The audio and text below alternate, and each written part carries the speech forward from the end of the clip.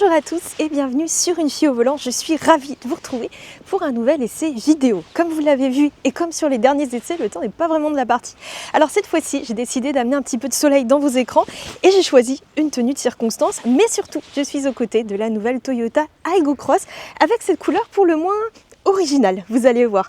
Mais c'est pas le seul atout de cette voiture qui a été totalement remaniée, en tout cas sur de nombreux points, par rapport à la précédente version. Pour mémoire, l'histoire de la Toyota Aygo, elle commence en 2005 avec la toute première génération qui a rencontré un succès fou puisque plus de 700 000 exemplaires ont été vendus à travers le monde. Puis en 2022, le constructeur a totalement changé de stratégie pour lancer la Toyota Aygo Cross. En fait, c'est assez simple, elle a été SUVisée, donc une garde au sol légèrement surélevée, des protections de carrosserie et un style totalement nouveau, fini la citadine traditionnelle que l'on connaissait déjà très bien. Puis à l'été 2025, le constructeur a offert un petit restylage à cette version et on peut dire qu'il y a quand même pas mal de changements, notamment au niveau de la face avant. Mais je vous propose de revenir là-dessus juste un petit peu plus tard.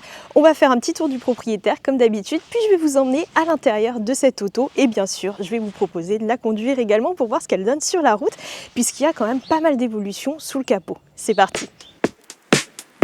Au premier abord, on peut vraiment penser que cette Aygo Cross c'est une toute nouvelle génération et pour cause la face avant elle évolue quand même beaucoup par rapport à la précédente version. Celle-ci est inspirée du concept Aygo Cross Prologue qui avait été dévoilé pour mémoire en 2021 et on retrouve aussi quelques éléments du reste de la gamme, notamment les feux à LED qui sont inspirés du Toyota Urban Cruiser. Donc c'est une signature lumineuse qui est beaucoup plus agressive que la précédente version. Je vais vous mettre une petite image pour vous remettre un petit peu le contexte. Ce qui change aussi beaucoup sur cette nouvelle version, c'est toute cette partie ici avec une calandre beaucoup plus carrée, beaucoup plus anguleuse aussi et surtout beaucoup plus agressive là encore.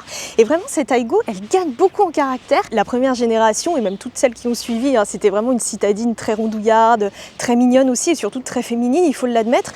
Et là vraiment le constructeur a voulu rendre cette voiture peut-être un petit peu plus universelle, lui donner beaucoup plus de caractère et c'est surtout le cas ici dans cette version GR, donc qui coiffe la gamme comme je vous l'ai dit et qui ajoute ce capot noir, donc qui contraste avec cette carrosserie jaune moutarde très originale.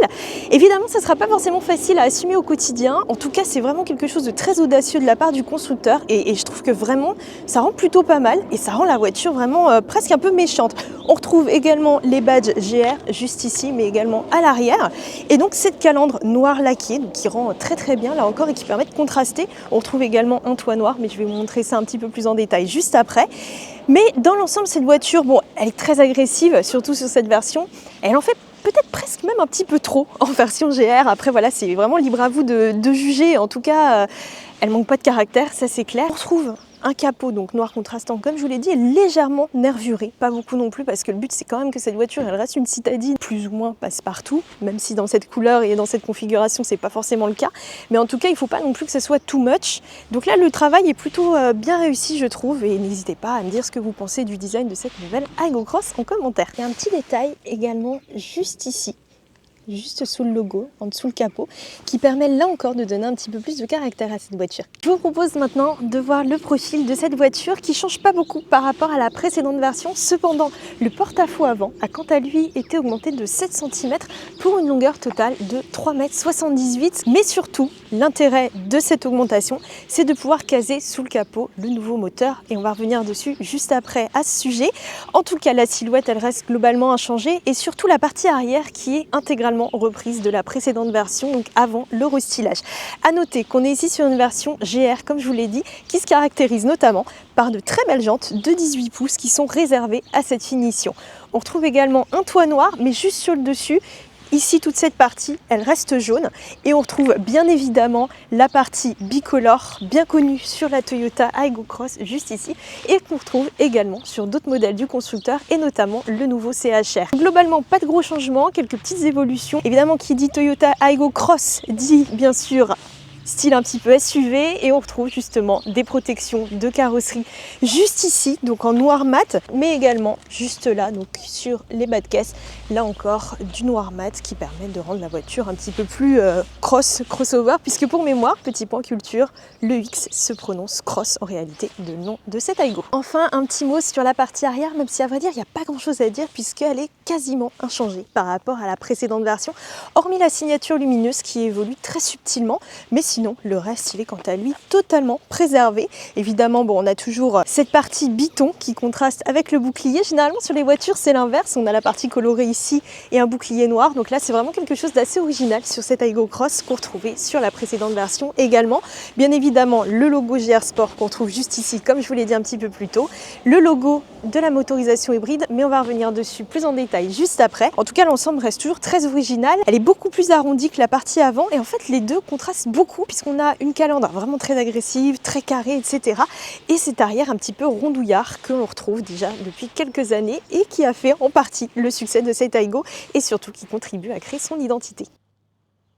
Je vous retrouve maintenant à bord de cette Toyota Aygo Cross et vous pouvez voir qu'il n'y a quasiment aucun changement par rapport à la précédente version. C'est assez logique, c'est quelque chose qu'on trouve sur beaucoup de restylages et cette voiture ne fait pas exception. Donc on retrouve une présentation strictement reprise de la précédente version avec cette planche de bord assez originale, très arrondie, notamment sur cette partie qui intègre un écran tactile de 10,25 pouces. Celui-ci est compatible évidemment avec Apple CarPlay et Android Auto sans fil, donc ça c'est vraiment très pratique. On retrouve également toutes les fonctionnalités dont on peut avoir besoin, notamment la navigation. Il n'y a pas de superflu sur cette voiture, on n'a pas 12 millions d'applications à télécharger, on n'a pas YouTube, on n'a pas Netflix, etc. C'est vraiment la simplicité avant tout. Et à vrai dire, moi je trouve que ça fait du bien de retrouver des autos toutes simples comme ça, où il n'y a pas une débouche d'écran, où on n'a pas beaucoup de mal à se repérer. Là vraiment le fonctionnement de cet écran il est vraiment très simple. Les graphismes ils peuvent sembler un petit peu vieillots, c'est vrai qu'ils sont pas forcément des plus modernes, mais franchement ça fait tout à fait le job. Au niveau du combiné d'instrumentation numérique, celui-ci affiche une diagonale de 7 pouces et là encore je trouve qu'il est un petit peu vieillot, un peu plus que l'écran d'ailleurs. On a des graphismes un petit peu datés, mais dans l'ensemble ça fait totalement le job, c'est lisible, c'est tout ce qui compte. On a toutes les informations nécessaires pour la conduite, etc. et on peut personnaliser cet écran en choisissant évidemment les informations qu'on veut afficher, notamment la musique, ce qui est très pratique dans certains cas. L'ergonomie globale, elle est inchangée, là encore par rapport à la précédente version. On retrouve facilement ses repères. C'est pas forcément une auto qui va en mettre plein la vue en termes de modernité. On retrouve beaucoup de boutons un peu partout et moi je trouve ça vraiment très cool. On a des vraies touches ici sur le volant pour la musique, pour le régulateur, pour toutes les aides à la conduite, etc. Donc ça c'est très bien. Les commodos juste ici qui sont très faciles à prendre en main, assez massifs dans l'ensemble. Et c'est rare de retrouver des voitures un peu comme ça aujourd'hui, où vraiment les constructeurs ils enlèvent tous les boutons pour avoir des intérieurs très épurés, parfois un peu trop. Ici on retrouve toutes les commandes liées à la climatisation avec là encore des vrais boutons. On a la climatisation automatique bizone, donc on est pour rappel sur la version la plus haut de gamme GR, mais voilà c'est quelque chose qui est important de le noter puisqu'on a des voitures un peu plus haut de gamme et un peu plus chères qui ne proposent pas cette fonctionnalité. Donc ça c'est vraiment très bien pour tous les jours. Un levier de vitesse traditionnel, donc c'est une boîte automatique, mais on a un vrai levier, facile à prendre en main, agréable également. On n'a pas, vous savez, une petite commande qui n'est pas toujours très pratique. Là, moi, je trouve que c'est très bien et j'aime beaucoup cet intérieur qui n'est pas forcément le plus moderne, le plus qualitatif non plus, mais il fait tout à fait le job. Évidemment, bon, on va pas chercher les matériaux très haut de gamme sur cette voiture puisque là encore le but c'est de proposer une voiture la moins chère possible, même si elle n'est pas épargnée par les hausses de prix, notamment en raison des réglementations liées notamment à la sécurité. Donc le constructeur a vraiment fait ce qu'il pouvait quand même pour réduire les coûts de cette auto. Donc forcément ça se traduit par une planche de bord un petit peu dure, des plastiques durs absolument partout, mais dans l'ensemble bon, c'est pas dramatique, surtout qu'on a quand même de très beaux sièges avec ici le logo GR qu'on retrouve au niveau du dossier et un revêtement plutôt sympa qui ferait presque un peu penser à de l'Alcantara et qui rend cette voiture un petit peu plus dynamique à l'intérieur. Et je trouve que même si le poste de conduite il est quand même assez sobre, on a du noir absolument partout, on a ici des touches de couleur donc qui sont reprises de la carrosserie et qui permettent d'ajouter un petit peu de peps dans ce poste de conduite qui je trouve un petit peu sage, peut-être même un petit peu trop par rapport au design extérieur de cette voiture. Les sièges ils sont évidemment en réglage manuel, ils sont confortables dans l'ensemble. Alors évidemment ils offrent pas un énorme maintien, même si quand même ils sont un petit peu rembourrés sur le côté. Ils sont agréables, la position est aussi très bien et on a une grande amplitude de réglage, donc ça c'est très chouette selon vraiment le gabarit. Le volant, alors il se règle pas en profondeur, il se règle seulement en hauteur, mais c'est déjà très bien. Et donc cet intérieur, je trouve qu'il est bien pensé. Évidemment il en met pas plein la vue comme je l'ai dit, mais il y a tout ce qu'il faut. On retrouve également deux ports USB-C et une prise allume-cigare juste ici, pas mal de rangements, deux porte-gobelets ici et un chargeur pour smartphone à induction. Une petite boîte à gants qui est quand même assez correcte dans l'ensemble. Il n'y a vraiment pas de fioritures, ça en fait pas trop. C'est juste ce qu'on veut et ça fait du bien de revoir ce genre de voiture aujourd'hui puisqu'elles se font de plus en plus rares malheureusement.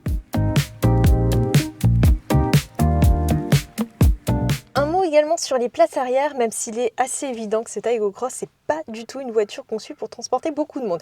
Déjà, c'est une stricte 4 places. N'essayez pas de mettre une 5e personne, c'est impossible puisqu'on a ici ce tunnel qui sert également de rangement. Alors, il y a 2 petits espaces, vraiment tout petits, tout rikiki, mais ça peut permettre de mettre un paquet de mouchoirs ou quelque chose comme ça, etc. En tout cas, l'habitabilité, elle est quant à elle malheureusement assez moyenne. L'empattement mesure seulement 2,43 m de long, donc c'est pas énorme. Vous avez l'habitude, j'ai mis le siège ici à ma position pour conduire. Moi, je mesure à peu près 1,60 m. Et vous pouvez voir que bon, il n'y a pas beaucoup d'espace non plus de disponible. Alors, sachant que moi, je suis pas très grande, mais quelqu'un qui va faire 1,80 m, voire un petit peu plus, il va être à l'étroit. Ça, c'est clair. Surtout que la garde auto, elle n'est pas énorme non plus. Moi, voilà, je suis pas très grande, donc ça passe, mais il faudra pas être trop grand. C'est vraiment une banquette qui sera réservée pour des petits trajets, surtout pour emmener les enfants par exemple à l'école, mais ça va pas aller plus loin, surtout qu'on a quand même assez peu d'éléments de confort, hormis ici cet élément. On n'a pas de rangement notamment derrière les sièges et on n'a tout simplement aucun bac de portière pour pouvoir mettre une petite bouteille ou ses affaires. Alors je vous parle pas de port USB, pas de bus de ventilation, etc. non plus. C'est vraiment le strict minimum et c'est vraiment pas une voiture qui sera faite pour les longs trajets. Même si, voilà, cette banquette, elle n'est pas désagréable non plus, elle est peut-être un petit peu dure quand même, mais bon, le confort, il reste quand même relativement présent, même s'il est quand même assez sommaire, il faut l'avouer. Et une autre preuve que cette Aygo, elle n'est pas vraiment conçue pour transporter des personnes à l'arrière, c'est ici. L'ouverture de la porte, elle est quand même assez étroite, donc installer des enfants, par exemple, ça va être très compliqué.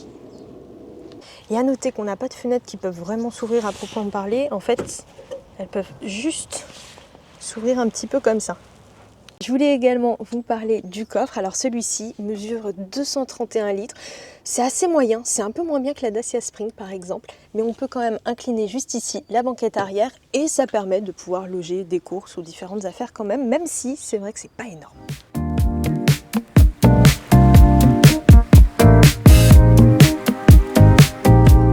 Nous voici maintenant au volant de cette nouvelle Toyota Aygo Cross.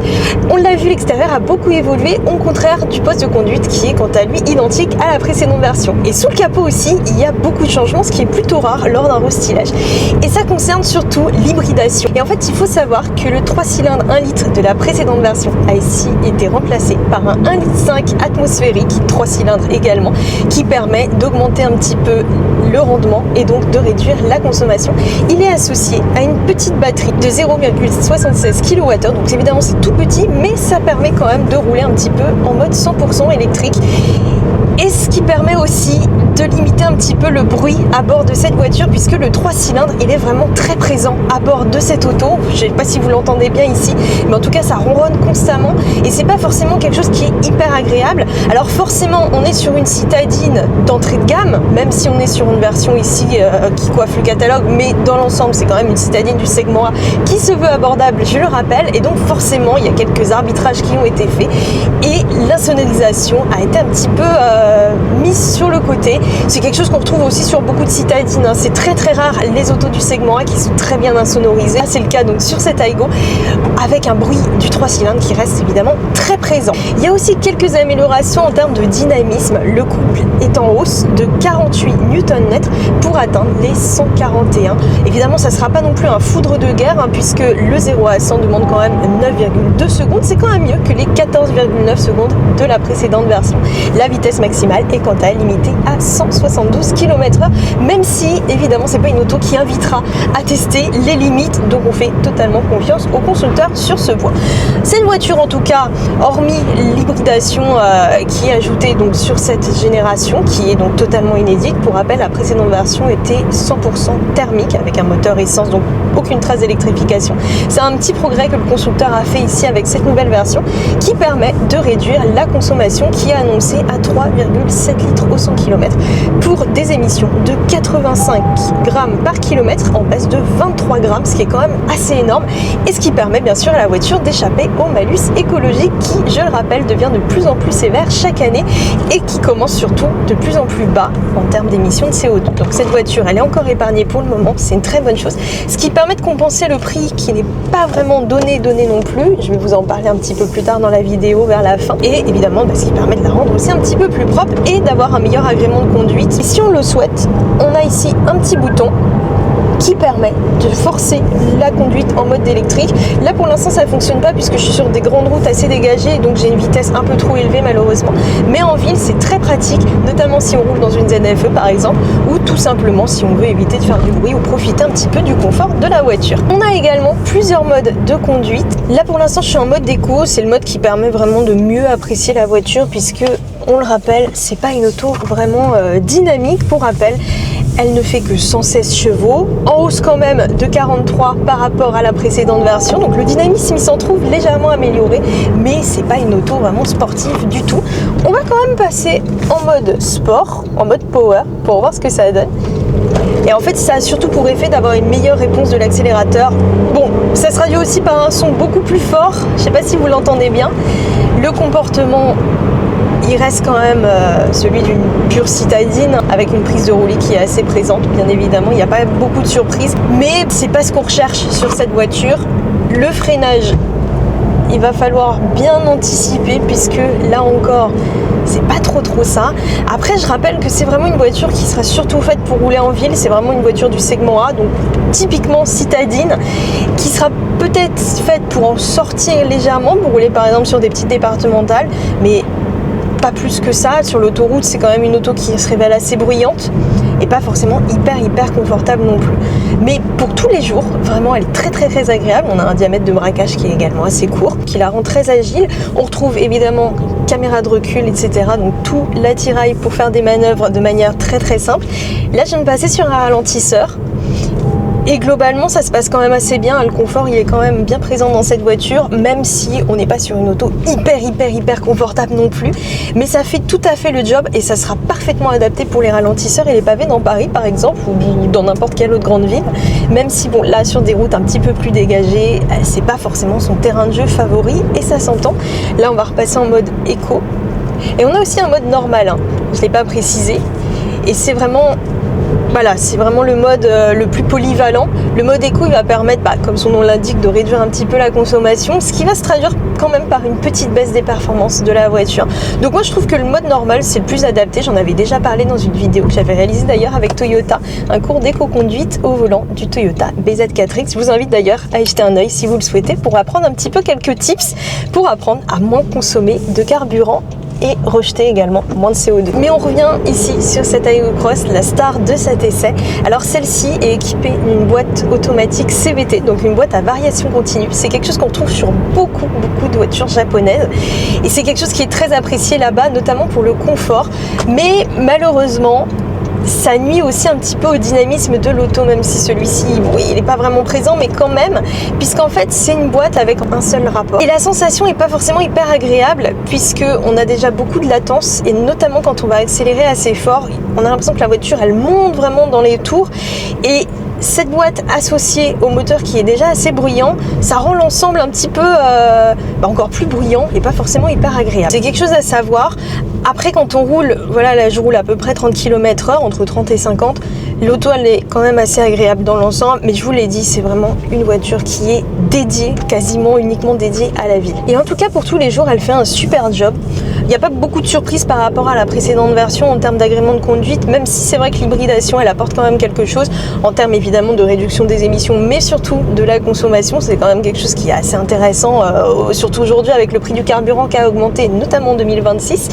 Donc c'est quand même un bon point sur cette voiture qui a d'ailleurs assez peu de concurrentes pour le moment. Évidemment elle va avoir beaucoup de rivales en électrique, notamment la future Twingo qui va bientôt arriver sur les routes, mais c'est pas vraiment comparable. Mais en termes de voiture thermique, même si on a une hybridation, voilà, elle a quand même assez peu de rivales, justement grâce à l'ajout de ce moteur électrique qui est encore assez rare aujourd'hui sur le segment A, puisque c'est un segment en fait qui est un petit peu compliqué. Les constructeurs ont tendance à le déserter au fil des années. La raison en fait elle est simple, puisque le segment A c'est un segment de voitures abordables. Normalement c'est un peu les voitures qu'on achète quand on vient d'avoir le permis ou qu'on a un petit budget, et le problème c'est que les normes environnementales et les normes de sécurité elles obligent à ajouter tout un tas de systèmes, de dispositifs en tout genre, et en fait ça fait augmenter le prix de la voiture. Et les constructeurs ont un peu du mal, puisqu'en fait ils sont partagés, il faut en même temps mettre toutes ces aides, donc ça fait augmenter les coûts de production, mais il faut garder cette catégorie de voitures abordable. Et donc les constructeurs, tout simplement, ils abandonnent ce segment de plus en plus, même si ça commence un petit peu à revenir avec l'électrification, notamment on pense à la Twingo bien sûr, à la Fiat 500 également, la Hyundai Inster dont j'ai réalisé l'essai sur une fille au volant. Donc on a un large choix en électrique, mais en hybride en tout cas, c'est pas trop ça. Et tout le monde n'est pas encore prêt à passer à cette motorisation à l'électrique, puisqu'on sait qu'il y a quand même beaucoup de contraintes, notamment sur une citadine, puisque ça s'accompagne généralement d'une petite batterie, donc il va falloir recharger plus souvent, et tout le monde n'a pas forcément les moyens physiques ou financiers d'avoir une borne à la maison. Donc l'hybride, cette voiture, elle se place en fait comme une excellente alternative à l'électrique, puisqu'on a une consommation, je vous l'ai dit, très contenue, avec donc les avantages de l'essence et les avantages de l'électrique. Et c'est pas une hybride rechargeable, donc on a, comme je vous l'ai dit, une petite batterie, ce qui fait que le poids, il reste quand même très contenu, il est limité à seulement 1090 kg, donc à peine une tonne, ce qui permet d'avoir une auto légère et ce qui permet donc de contribuer à la réduction de la consommation et des émissions. Donc ouais, tout est lié. Et c'est vraiment ça le secret, et c'est surtout ça l'atout de cette voiture, c'est cette hybridation qui rajoute pas de poids, puisque la batterie est petite, mais qui permet de réduire les émissions, la consommation, etc. pour avoir une auto très complète, sans trop de rivales, et ce qui permet, malgré son prix qui reste assez élevé quand même, de pouvoir attirer pas mal de clients. Mais en tout cas, cette petite Aygo Cross, elle est très agréable, elle se faufile absolument partout en ville, je vous l'ai dit, elle a un gabarit quand même très contenu, et quand même à l'intérieur, à l'arrière, je vous l'ai dit, l'habitabilité, elle reste assez moyenne, mais à l'avant, on est quand même bien installé, on n'est pas trop à l'étroit non plus. Et elle a vraiment beaucoup d'arguments, quelques rangements également par-ci par-là. Et donc, c'est une voiture qui reste assez convaincante dans l'ensemble, même si, elle a quelques petits défauts, notamment au niveau de l'insonorisation, je trouve. Mais sinon, elle remplit carrément sa mission, elle fait le job en tout cas. Et aujourd'hui, des voitures comme ça reste quand même assez rare. Je voulais également préciser qu'on retrouve un mode B sur la boîte de vitesse, comme sur les voitures électriques, ça permet d'améliorer un petit peu la régénération au freinage. Et donc là encore, ça profite à la consommation. C'est un mode que je vais plutôt utiliser dans les embouteillages et en ville, puisque comme je le rappelle, ce mode B, donc il a tendance, dès qu'on relève la pédale d'accélérateur, à freiner la voiture, et parfois ça peut être un petit peu contre-productif, notamment quand on est bien lancé, puisque le moteur est constamment un petit peu en train de freiner, et c'est quelque chose là encore que j'avais appris dans le cours d'éco-conduite avec Toyota. Donc en tout cas, c'est facile de switcher d'un mode à l'autre, il suffit juste de tirer le levier de vitesse ou de le repousser, ça se fait très simplement, donc c'est vraiment très pratique, et c'est bien que le constructeur propose ce mode B qui est aujourd'hui courant sur de nombreuses voitures électriques et hybrides notamment. Je ne l'ai pas précisé, mais sur cette version, on retrouve un système audio JBL. C'est assez intéressant d'avoir une aussi bonne marque dans une citadine, je rappelle, du segment A, qui est généralement un segment où le constructeur tente de faire le plus d'économies possible, et on l'a vu d'ailleurs à l'intérieur, notamment avec toute cette partie en plastique grainé assez dur. Mais c'est quand même très sympa d'avoir pensé à ça. Alors c'est un système qui est proposé sur la version GR, donc qui coiffe la gamme, et qui ne sera pas forcément présent sur les versions les moins chères. Mais quand même, c'est assez cool de le noter. En tout cas, donc là je suis en ville, et cette voiture, elle se comporte donc plutôt bien. Elle est très agréable. On a une direction qui est pas forcément la plus informative du marché, mais ça reste quand même tout à fait correct. Évidemment, c'est pas une voiture qui sera hyper incisive, mais je vous le rappelle, pour une utilisation de tous les jours, c'est amplement suffisant. Voilà, j'espère que cet essai vous aura plu. Si vous voulez commander cette Toyota Aygo Cross, sachez qu'elle est d'ores et déjà disponible à partir de 22 200 € dans sa version d'entrée de gamme. Et bonne nouvelle, la citadine est produite en Europe, et plus précisément en République tchèque. Merci encore d'avoir regardé cette vidéo, et je vous retrouve très bientôt pour un nouvel essai.